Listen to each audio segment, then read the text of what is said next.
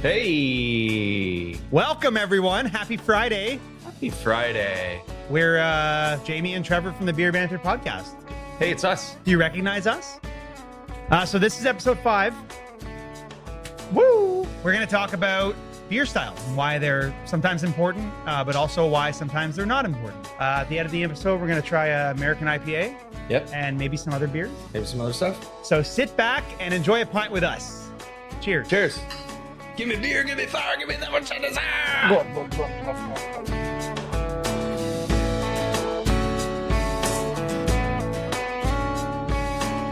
Trevor here to talk about a few beer styles. Yeah. I wanted to talk about beer styles as a topic because we delved into that a little bit last episode. And I feel like some brewers and breweries get caught up in beer styles in general, when sometimes all you want is a good beer. Yep. And they are important in some ways. They're guidance for brewers to stick to a flavor, color, aroma, strength, ABV, and then they'll know what ingredients to incorporate, all that kind of stuff. It also helps people visiting your tap room to know what to expect, as in IPA, Pilsner, Lager, Saison, wheat beer. So when I pop into a brewery and I want a certain beer style, I go with usually a lager if it's a warm day. Yep. Typically, I'm not drinking hazy IPAs on a 28-degree July afternoon. Yep. You just ride the lightning? Yeah. If you're not bringing me a beer, get the hell out of here. So breweries tend to have their own beer styles that they stick to. I think everybody tries to stay in the style guidelines. Yes. Yeah. But it's important to have your take. And that's sort of the artisanal aspect. Oh, it's your hair. Just pull my whole hat off. I was like, some straggly. They're always going to be there. Yeah, it's like the artisanal aspect of making beer. Yeah. Right? You just like, you have your take on it. Yeah. You would use saws. I might use Tettinger, right? Like little tet. Little tat. Yeah, and that's what makes them each sort of unique in their own way. Yeah. Yeah. Right? Exactly. You gotta be in that realm, but like make it your own. Right. A lot of styles have a lot of ground to work with in terms of experimenting. Yeah. And there are some styles that kind of just don't lend very well to experimentation. Yep. If I see a German Pilsner on a tap room menu, I expect it to taste like a German Pilsner. If it says, Italian Pilsner or New Zealand Pilsner or dry hop Pilsner, I know that like those other styles might be a little bit more experimental in maybe they're using different hops. But yeah, some styles you have a lot of room to work with. Other styles you kind of expect what it's going to taste like. And if it doesn't really taste like what you expect a German Pilsner to taste, for example, then you're like, oh, okay. Yep. Not that it's not a bad thing. If it's a good beer, it's a good beer. I don't really care. Yep. There's a lot of cultural and historical value in certain styles as well. Some styles are tied to regions, traditions and histories, like Trappist ales. We just talked about Belgian Saisons on the last episode, or English bitter beers. So those styles are kind of set in stone where they're tied to certain regions. But for instance, IPA used to just mean bitter and dark gold to amber color, malty and hoppy. And it was always like citrusy, piney hop. Like like the West Coast was like the original IPA kind of thing, right? And then people evolved it, made it their own, and now there's new categories as a result of that, which makes it cool. And that's a whole like experimentation of playing around with something, and if it's good enough, it gets recognition. Yes. It creates a whole trend and a movement. Yeah. And probably there couldn't be one better than New England or hazy IPA, right? Yeah. And I often find myself asking at a tap room, for instance, that if it just says IPA, whatever the beer name is. Define what IPA means to Yeah, it just says IPA. I find myself having to ask, what kind of IPA is it? Because sometimes I don't want a caramelly, crystal malt, forward, Chinook, Centennial, Cascade, hop IPA. Sometimes I do. Yeah. But sometimes I don't. Like if it's a winter, I'll definitely take one of those. Like a fall winter day. But if it's a summer day, I'm probably not going to go for the 6.5% anyways, but I still want to know what kind of IPA it is. Like tell me what hops you use. Tell me the malt bill. Like tell me something. Don't just put IPA, because 20 years ago you could put IPA and you could probably. And then look at all the categories of IPA now. Not all IPAs are created equal. Okay. Not all IPAs are created equal. There are 50 different IPAs now. Great. Maybe 10, maybe 20. There's got to be like 50 different brown ales too. Let's see how many IPA styles that I can name off the top of my head. American IPA, there's hazy IPA, there is milkshake IPA, there's imperial IPA, there's session IPAs, micro IPAs, which are even lower than session IPAs. Anything. You forgot one off the start. New England style. Second one, the OG. Double IPA. No. Say West Coast? No, I didn't. West Coast, yeah. Which I would tie in American IPA, but no, West Coast is definitely its own style. Then there's East Coast. Is East Coast New England? I think East Coast, it's hard. It's so hard to say because IPA started as IPA, like American IPA. Yeah. It's not Keith's. Keith's is not an IPA. Oh, I was just about to say, it started as Alexander Keith's back in 1864. Alexander Keith toiled since 1820 for that beverage. So the reason why they call them IPAs is, we don't need to hear that story again, but I don't know why now nobody calls them New England style IPAs anymore. They just call them hazy IPAs. Yeah. And I don't know, because I think people they're like, I don't know where that is or what it is. You know, they just, yeah. They're like, I want the appearance of what that is. I don't know where New England, is it from England? I don't know. Good point, because somebody at a brewery that I was working for did ask. They were like, New England, like, is that like in England? Are you a cat? And I'm like, well, no, New England is a region in the United States near Massachusetts. New England Patriots. Come on, Pats. Tom Brady. Fuck yeah. Yeah. It's like New Mexico. Hey, there's a New Mexico. There's a New Mexico? There's a Newer Mexico. Yeah. It's like, just tell me what kind of IPA it is. Don't just put IPA 6.5%. That's it. Like, don't mess with me. Just tell me and if you don't know the hops, I'm probably not going to order it, If you were to ask at somewhere and you're like, what's the hops on there? Any server. And they're like, oh, I can't tell you. You're like, they'll typically say, I can check for you. I'll go for Bud Light then. When they say I can check for you, that means that they're going to text the brewer at like 8 p.m. And to which I would always say, don't do that. Don't bother that poor person, because they probably don't need to already worked hard receive enough. This text. Yeah. The other reason why beer styles can be important is education and appreciation. Yep. A lot of people are getting into beer, or whether they're already into beer.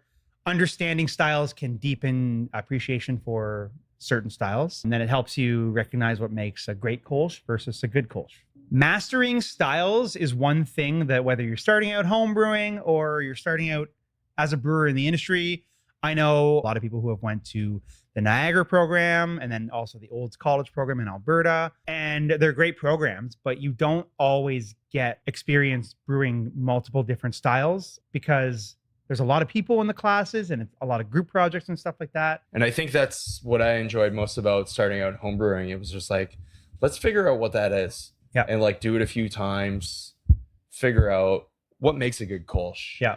What are those ingredients that you need to really dial it in? Yeah. And, you're going to mess up the first few times, and cool. That's part of the learning curve, right? And I equate it to being a musician, but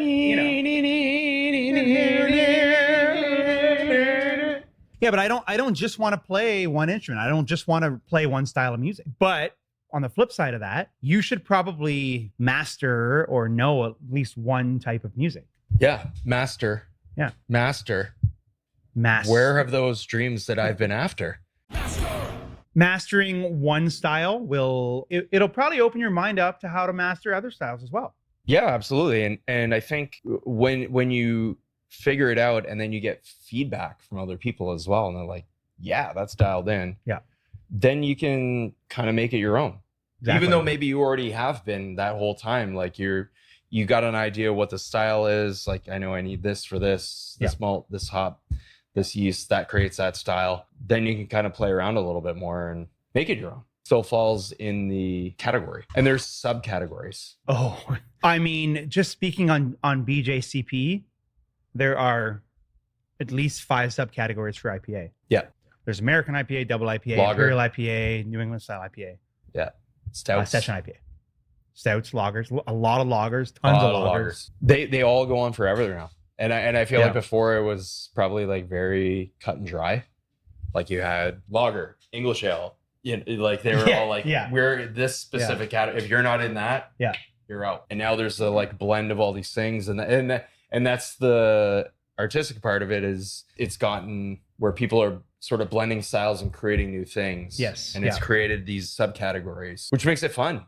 Maybe one of the beers that we're going to try in a little bit is sort of like on that cusp of like, we don't know what that style is. Yeah, right on the edge of a style. Yeah. It's funny that you mentioned that too, because just because it doesn't fall within style guidelines of, say, an American light lager doesn't mean anything. If it's a good beer, maybe it doesn't fall. Maybe it's not quite an American lager. Maybe it's not quite an American light lager. Maybe it's not quite a Pilsner or a lagered ale. But if it's really good, it doesn't really matter. Nothing else matters. Nothing else matters. I know. For me, I brew with my eyes first. I use software. I use Beersmith. Oh, I've been using that for 15 years, and I have that so dialed in now. I have all my water profiles for everywhere that I've brewed. Canmore, Alberta, Calgary, Alberta, Toronto. Very different water. Very, very different water. But fun fact, all good water for brewing. Toronto has great brewing water. So does Calgary and Canmore. We have great water in Canada. Yeah, we do. We really do. But you can plug in a style. And they provide like reference points, right? Yeah, so it's a sliding scale. Yeah. You'll be able to see it, and you say you want it a little darker. Maybe you're doing like a black IPA, or maybe that's a bad. Is that a style? Cascadian Dark Ale. Oh, Cascadian Dark Ale.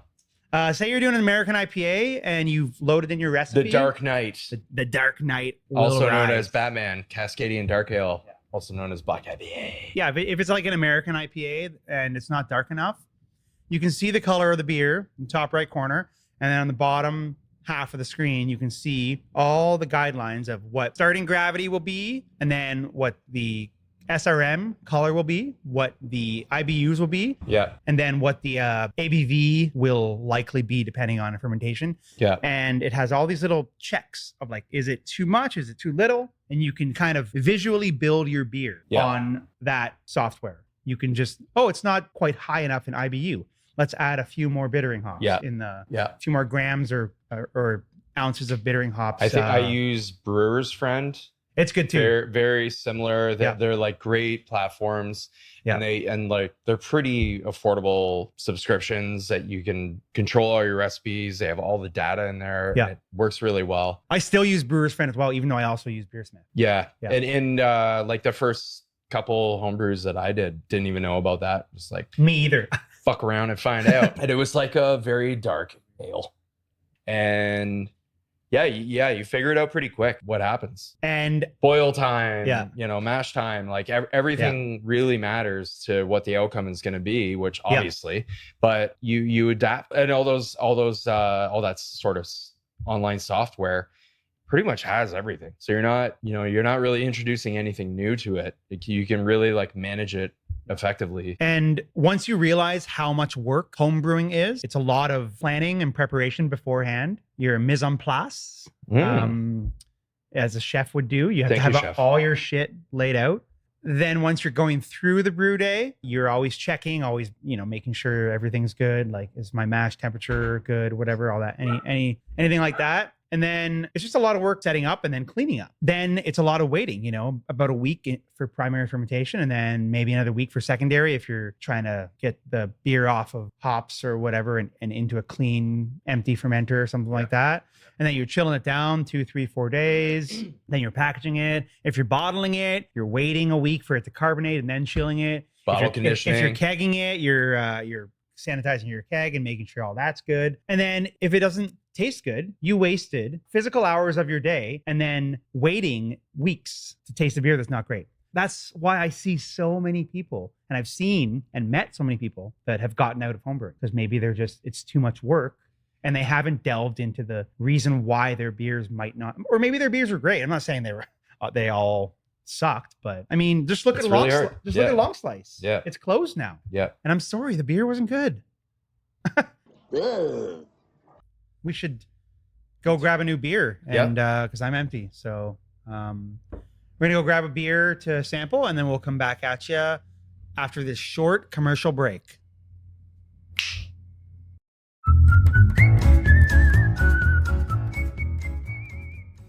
So we got a Muskoka detour. Muskoka detour from beautiful Muskoka Brewery in Muskoka Lakes, Ontario. One time we'll be filming up there, and we'll do a cast from up there. Yeah, and then we'll never come back again. Yeah. Beautiful. Essentially a session IPA. Yes. Or could we call it a pale ale? Definitely you can call it another pale ale. Yeah. Another style bending thing. Do we call IPAs pale ales that are 5%? That's a funny thing. Pale ale, yeah, dry hopped. Now it's a session IPA. Cheers. Cheers, buddy. Yeah, it's great. I've fantastic. had this many times. Many a time. It's funny because ABV tends to dictate what type of beer it is. 4.3. Yeah, so 4.3% on this makes it a session IPA, I guess. I think anything sessionable is usually below 4.5%. Yep. Obviously, lighter beers that are more hopped. Coors Light's 4%, but there's virtually no hops. There's no hops. It's barely even beer. I think there's one pellet of saws in there. I think so. In like a 600. 1 milliliter of hectoliter. sauce. Because they probably use liquid hop product. They're using liquid for Oh, sure. yeah. Inline. They probably have an Volume. inline hop doser probably. But this beer is great. Muskoka Brewery, they make great beer. It's also in one of the most beautiful areas in Canada. And they debuted this in 2015, it says here on the old site. Nice. Their tasting notes, as they list on their site, balancing a sweet, fruity aroma with slightly bitter flavors from the hops. This session beer packs a big, juicy flavor with a slightly dry finish. Look for tastes of peach, pineapples, mangoes amid the hoppy flavor. Might be some Cascade and maybe Citra. I don't know. Citra's kind of an expensive hop for them to use. This is big volume for them too, right? Yeah. There could be a Chinook in there. Yeah, maybe. It's got a nice little like piney finish. Yeah. But like really subtle. Yeah, I am getting a lot of tropical fruit, peaches, mangoes, and it is pretty dry. Yeah. Yeah, not very sweet at all. And the I like that. Body is definitely light. Great beer. Yeah. So this is a beer style. Anytime, any day of the week. Anytime, yeah. It's going to be a good one. Session beer. Any day, anytime. Yeah, great brewery, great beer. On the topic of beer style, session IPAs didn't even exist 15, 20 years ago. And another thing going back to the IPA style is like there was the IPA and people I think we're intimidated by it because it's always like 6%. So it seems like that people wanted an IPA, but they didn't want what the IPA would do or do to you. Yeah, would have the cause and effect. So it's like, geez, I want 10 of you little guys. Yeah, but I don't think I'm gonna like. I'm gonna have like 2 more. I don't think I'm gonna like how 10 of you little guys make me feel. So yeah, like I'd rather have 6 session IPAs, and 100%. Get through the night. But now there's the whole non-alc thing, right? And so it's like it started out as this thing. There's the people that want it bigger, flex real hard, make it double, make it triple, make it quad, go to the hospital. Or you take the other route. Yeah. You got session IPA, you got maybe even lighter micro IPA, and then non-alc IPA. There's like a really wide spectrum of what it is now. Yeah. And then there's also there's that spectrum of ABV, and then there's what style are you? Yeah. Yep. Are you West Coast? Are you a hazy? Yeah. The experiment that I did last year for Henderson was I wanted to brew 2 IPAs with the exact same ingredients, just one's 4% and one's 10%. Nice. And I did that. Super Joe and Meek Joe. Nice. Yeah, those are good. It was great, and great job. I have 1 can of Super Joe left. We'll taste it on some episode in future. It's not getting any better in the can. I'm not aging it, but you've cryogenically froze it though, right? Yeah. It's been cryogenically frozen. A legend in his own time. So it'll be fine. Yeah. So that was a cool example of two styles that are far apart in ABV, but the exact same ingredients, just different 30 to 40% less of them. Yeah. To balance the two out. Yeah. And because you're not going to put the amount of hops that you're putting in a 10%er into a. Exactly. It's like 20 grams per liter versus 50 grams per liter. It's just a green drink. Yeah. Looks like a green smoothie. It's quite vegetal. Sir, you're chewing on foliage. Interesting. But it was a really cool experiment because you drink them side by side. Holy shit. This is like this, but with more or with less, you know? It's like Citrus Simcoe Mosaic, you know? It's just those three hops are magic. They're like the best buddies. They're the three best friends that anybody could ever have. I said nobody. It's nobody. Anybody. Yeah. Nobody wants to be my friend. I'm your friend. Wait till we do some winter episodes of this and we're sipping on imperial stouts and barrel aged. Oh yeah, we're gonna be at that. Like, we're gonna have a bottle share. I love you, man. Yeah, it's funny since we're talking about beer styles. Some of the reasons why they might not be as important, we already touched on a few of them. But beer drinkers just want to drink good beer. And you shouldn't get bogged up on styles so much. There's also a big overlap sometimes in styles. We touched on that slightly. But in the modern craft world, there are lines between styles that are slightly blurred. So you don't really know where things fall. And if you go to the States and you go to somewhere like breweries like Other Half, they'll have their list. And they'll have hazy IPA, juicy IPA. What's the difference? I would assume juicy IPA is slightly juicier than a hazy. But a hazy IPA is juicy. That's kind of the goal and the idea, I thought, of what those two distinctions are. And those aren't really classic beer styles anyway. No, and unless it's actually juiced. We added mango puree to this one. No, like I'm not trying to say anything bad about Other Half. They have a lot of great beers. They're definitely an IPA brewery. So if you don't like IPAs, maybe. Yeah, the Other Half in Brooklyn is right by the Domino's Sugar Factory and near La Industry Pizza. Oh, okay, yeah, good. It's one of the best Brooklyn shops. I don't know, like there are blurred lines between styles, so don't really like get caught up on what you think it is and just brew as good of a beer as you can, I guess. And enjoy the beers that you like as well. Like you don't have to think that you have to fall into a specific category to be able to drink that beer. Like if that's what you like, drink it. Like you can listen to metal and jazz. It's fine. Like yeah. They're called infusion? Yeah. It's jazz fusion. Jazz fusion. Cheers. Cheers, buddy. Oh, yeah. There's also like globalization of beer kind of changed a lot of things in terms of styles. Oh, sweet relief. Brewers worldwide take influence from everywhere now. You'll find, German Kolsch brewed in Japan, for instance. Yep. And it's not really a proper Kolsch unless it's in Cologne, Germany. Like, let's be real.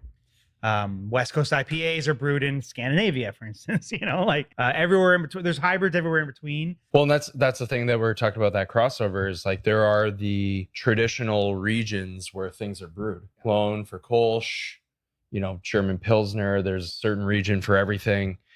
West Coast, we're thinking of West Coast IPA, we're thinking of BC and, Pacific Northwest. Yeah. Portland, Washington. Yeah. Seattle, and then you got your East Coast hazy, New England hazy, so you got your whole Vermont, East Coast, Maine.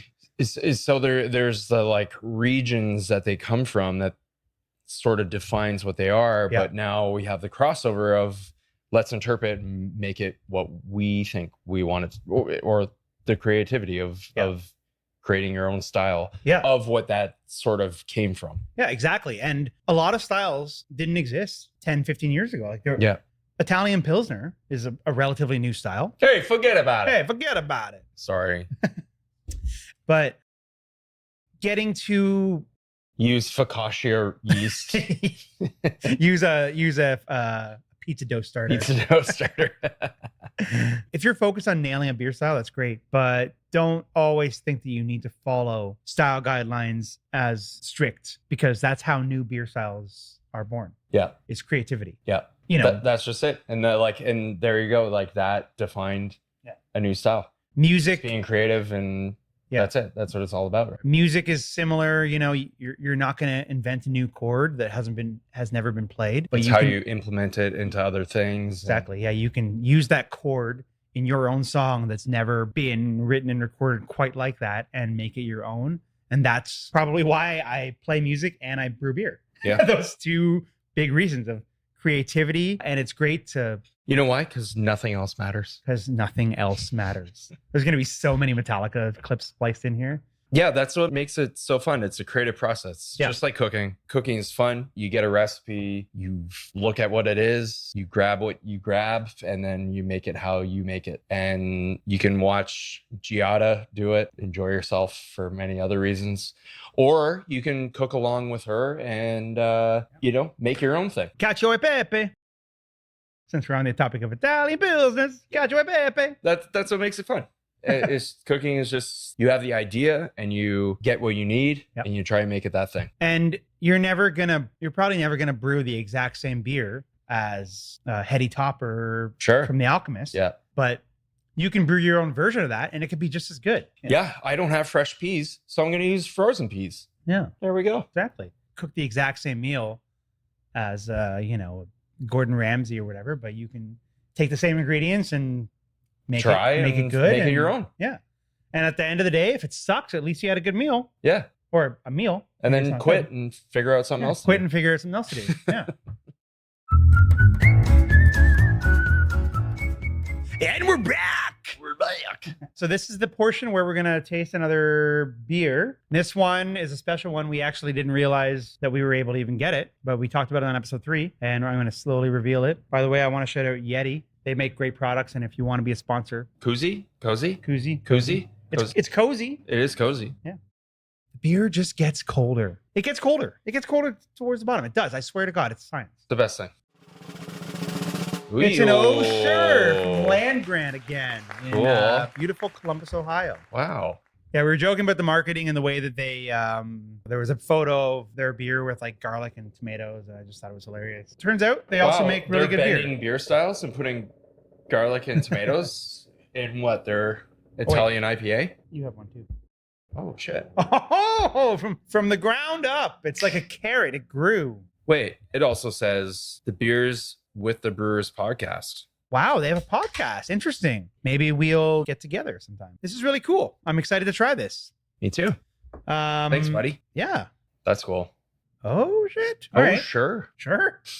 Oh, sure. That's an IPA, all right? Mm-hmm. Really ripe pineapple. 6.4%. Yeah, we did go through this on episode 3, if you want to head back there and check it out. But since we're tasting it now, I'll just say the old stats. It's 6.4%. They use Simcoe, Cashmere, Comet, Eureka, and Mosaic. Eureka! Eureka, we found it! That's not Oh Sure. No. Oh Sure. That would be a fun hop name, no? You just put it in anything. Should I use these hops? Oh, sure. What is it? I don't know. 12 to 20 alpha acid? Sure.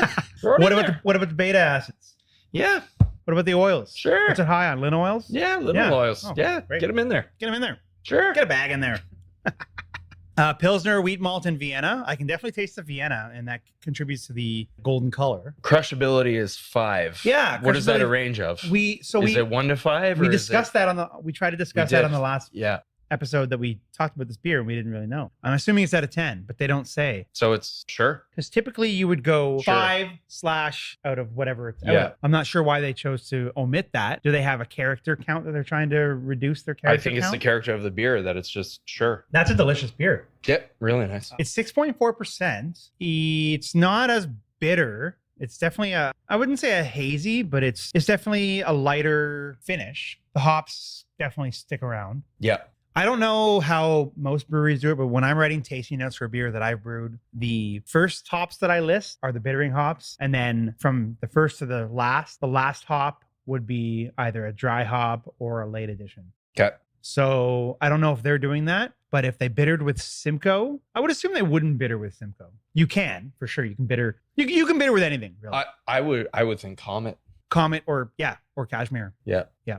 I would say Comet probably more. But if they did add those hops in order, and Mosaic is one of the last hops they use, whether a dry hop or a Whirlpool edition, I'm getting a lot of Mosaic on the nose and on which I'm happy about. Back into the palate. It's really nice. I think it's one of my faves. Citrus Simcoe Mosaic. It's like saying Magnum's useless. Magnum is one of the best bittering hops. It's my favorite bittering hop. Oh, there you go. I think that is right in there for American IPA. Yep. That's kind of where you want it to be. It's got that fruitiness, but it's like it's nice just not bitter. as bitter. It's got a good body. Yeah, I would actually prefer this during the during the war, during the warmer months and the war. For one. 1812. Okay, cool. Yeah. They're making this back then for sure. Yeah, I want an 18.12% beer. Not sure, for sure. And I want a 21.12% beer too. Oh, faux show. Oh, faux show. It is beer garden season. It is. It's a beer garden season. Let's answer your questions. All right. This has been great, Jamie. As always, Trevor. We have a few questions on the BBP podcast. On the BBPC.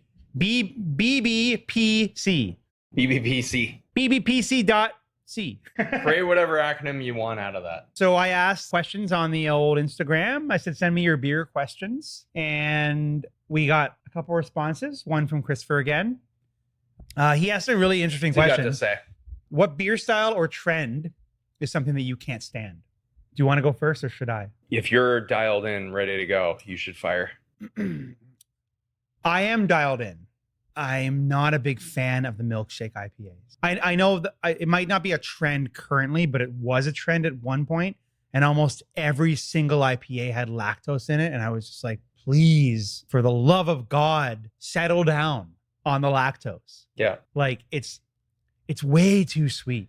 And it's crazy. People who have problems with dairy or whatever. Speak no more. We've matched. That was exactly mine. We've been talking about a lot of IPAs today. Obviously, we always do. But there's so many great styles, and I think that's an infection on IPAs. Yeah, I will also. It's terrible. I want to drink IPAs and enjoy them, and I don't want mud butt. Yeah. Gross. That's disgusting. Well, like, why do we need lactose in an IPA? It's already delicious. And again, we're saying how like it's a way to bend styles and like the creativity and shit, but it's like, fuck, man, it's just gross. And if your hazy IPA isn't sweet enough, just mash higher. Yeah. Mash higher, or you can back sweeten with liquid Belgian candy sugar. Sure. Like, it's way better than lactose. Or fruit it, fruit it. Or if you have an error, fruit it. Yeah. Add some fruit in. Strawberry's so sweet. Or throw smoked malt in there. Yeah. One homebrew I did I think it was like one of the first double IPAs I tried to do, and like crazy. Yeah. It was crazy. Came out like over 10%. So probably verging on like triple IPA. There's another trend that I didn't really like back in the day, and it seems to have died off, obviously. The bitterness wars. Yeah. Yeah. That was like the human taste buds can only perceive between like 70 to 80 IBUs. I think that's what it is. Don't put something that says 1,000 IBUs. Like, don't try and beer bait me. It's stupid. I don't need that. I don't want that. It's similar to Scoville units as well in hot sauce. Right. How do you have the greater than the number? Yeah, I don't want to die. That's not a number. It's just like, It's more than 10 million Scoville units. It's more than I'm capable of comprehending. Well, then just kill me. Like, if I'm eating this wing, I want to be next to a fucking hospital. Or just give me a plain wing and I'll shoot heroin. Yes. Yeah. Dead. We should do that tonight. Let's do it. Yeah. Right before we go down to Mill Street. We cook ourselves. Can I get an organic? So, made a double IPA. Right. Crazy bitter, drinkable, but like not pleasant. Did you send it to Dogfish Head? Yeah, for Sam for review. Yeah. Sammy.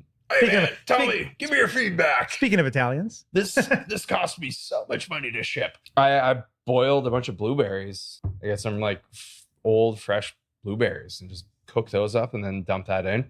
Dropped the ABV down. It kind of like balanced it out, gave it a little bit of sweetness, and it was nice. And it turned it purple, like an alcoholic blueberry waffle. Turned it purple. Nice. Cool. Love that. Purple drink. So yeah, lactose. Get out of here. And I know there is a place for lactose here and like there. Stouts.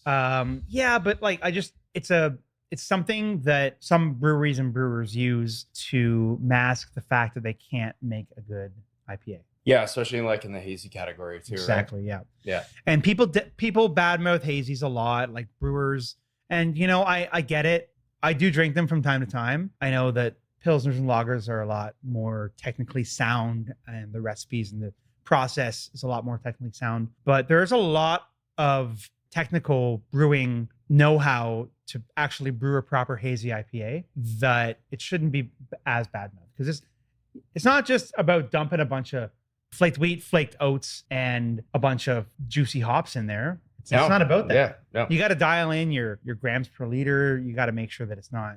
Water profiles. Your water profile is huge. The chloride to sulfate ratio is huge. It's not like it's an easy style and everyone's getting what. I know it's harder to make a clearer beer, but it also takes more equipment and more money. Did you say clear beer on a hazy IPA? What I mean is it's harder to make a clear beer than a hazy. So people are bad-mouthing hazies because they think it's easy. But that's not the only thing that goes with a fucking hazy. Like, yeah, there's a lot. There's a lot.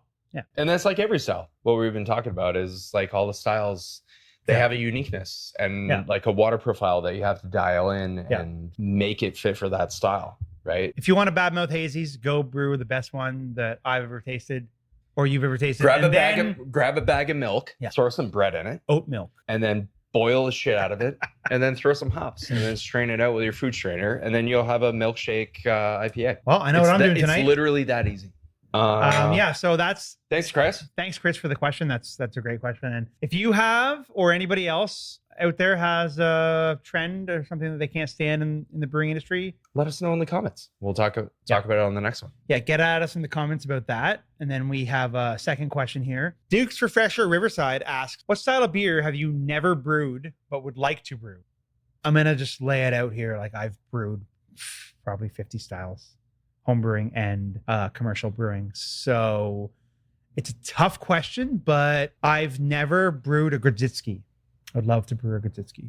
100% oak smoked wheat malt is the grain bill, basically. And it's just a really cool style. Wheat malt is it can get very sticky, so a lot of rice hulls will need to be used. Did one at Foley. Oh, did you? Yeah. Nice. Yeah. Smoked are my favorite beers. Or number 3. I know you did some at Henderson too. Smoked beers, yeah. Sticky. Exactly what you said. Yeah. Very sticky. We do rice hulls. Oh, yeah. It worked. Like, it was fine. But yeah, they're typically like 3%. Yeah. They're very low light ABV. So you don't need a lot, but it still gets pretty sticky. There's no space between how gooey the malt can get in there.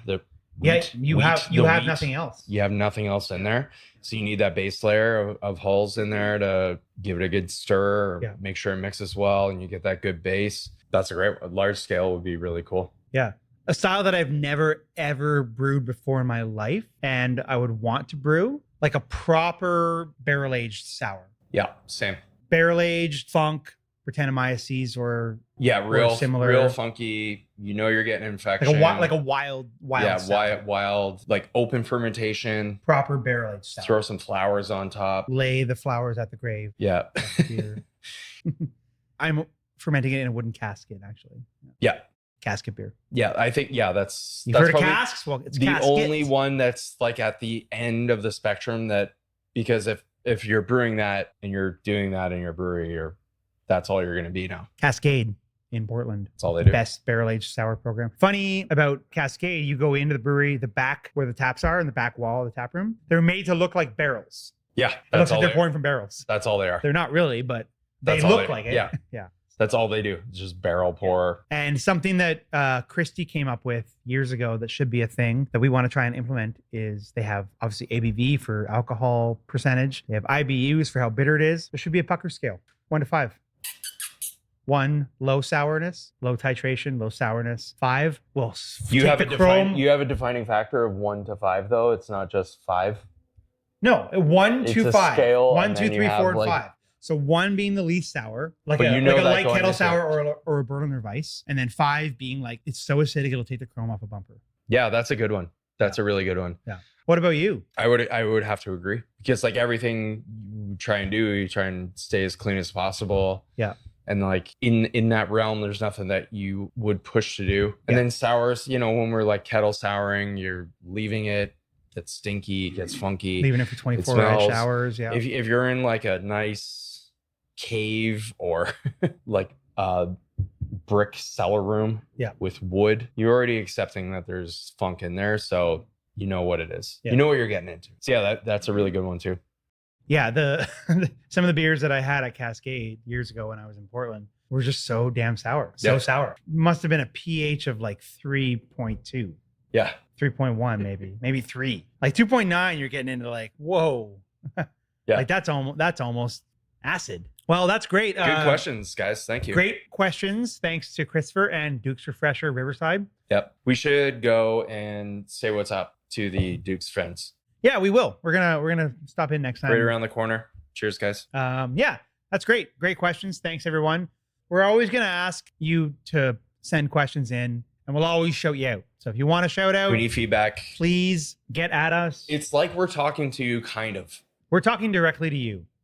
Yeah. Anyways, Jamie, is there anything else you want to add to this delightful episode we just created for everyone out there for free? Free? The weather's getting nicer. Wait, let me do that again. The weather's getting nicer.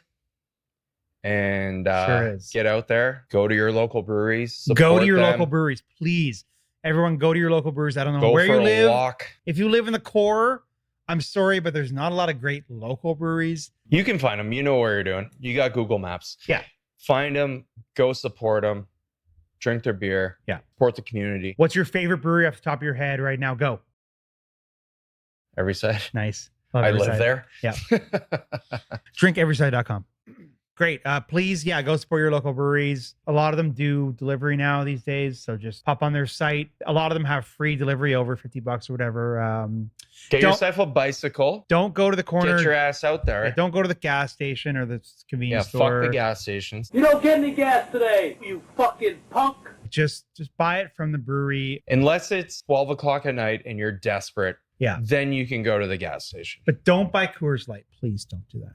Don't do that. They got Great Lakes. Yeah. We had Octopus, Yeah. like I said. One of my favorites because it's readily available everywhere. There's craft beer. Another shout out to IPA and Great Lakes. There's craft beer everywhere. So please go find it. Support those guys. Yeah. Support us. Yeah. We're in it. We're in it. So keep watching us too if you care. So we're going to have some interviews coming up pretty soon here. Great. So that's just a tease. Can't say anything quite yet, but keep on checking back because we got some stuff in the pipeline. So thank you so much for watching. If you're listening on Spotify or Apple Podcasts, please leave us a 5-star review. If you're on YouTube, please consider subscribing. Definitely like this video. Comment down below what you want us to cover. If there's any beers in Ontario or in the world in general that you want us to try. If you're homebrewers, send it on over. And if you're homebrewers, get at us and we'll have a way for you to send your beers. And we'll meet you in a park. We'll meet you in a park at 12 a.m. Only brown bottle, no corny kegs. Only brown bottle, and please make sure it's in a bag. And I want the bag to be slightly damp. Yes.